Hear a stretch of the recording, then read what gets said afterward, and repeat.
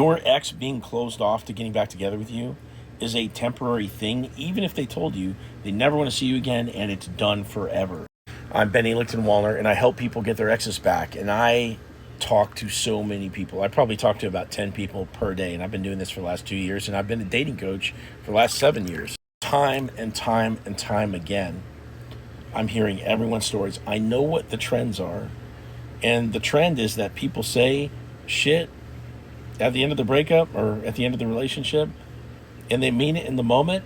And those sentiments will last for a period of months in many cases, but they are not for good. And people are incentivized to demonize each other at the breakup because they need to push each other away to cope with the breakdown of the relationship. So they'll say things like, hey, we're done for good, there's no chance, blah, blah, blah. I don't love you anymore. And these are not permanent statements. I don't care how bad they hurt you. Number one, it's foolish to think that anything is permanent to begin with. Okay? Nothing is like that. We have a tendency to overweight things that are negative, right? Somebody calls you an asshole, you're going to remember that a lot more than the person that told you, hey, nice shirt.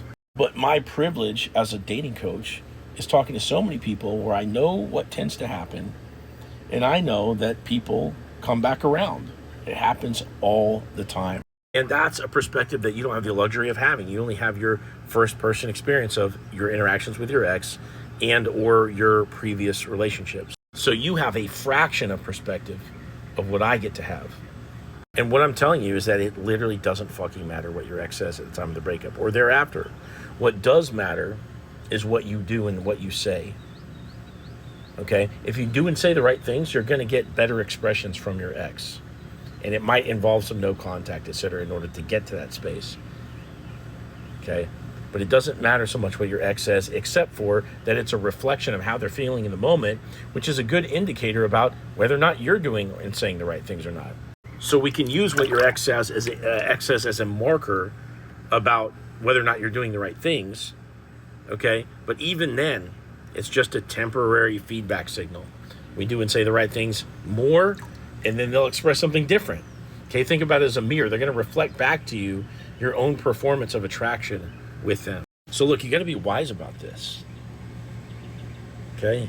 Doesn't matter what your ex says. You got to chill out just a little bit. I know that you're worried about never seeing this person again. I know that you're worried about them finding somebody else. But there's solutions out there. You just need to chill back a little bit.